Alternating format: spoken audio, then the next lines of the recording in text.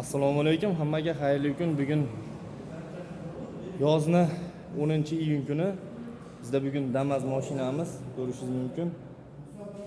Mashinani ko'rinishi biroz eski holatda, lekin mashinamizda qishda qishda motorini qilib bergan ekanmiz. Motori juda ham bir go'zal holatda turibdi. Egalari olib kelib shunaqa qishda motor qilib berdik. Klapini tortib bering deb olib kelishdi. Klapini tortgach, burilib suv antifrizlarini almashtirib, yana hadovoy chaslarini ham ko'rib, bir dona sharavoy, turlavoy kolonka, 5-nakonechniy, bitta nakonechniy, zalzator rezinkalari, korobkaga moylari, motorda ham moylarini qilib almashtirib qo'yapmiz. Xudo xolasa motorimiz juda ham chiroyli holatda, baquvvat holatda turibdi.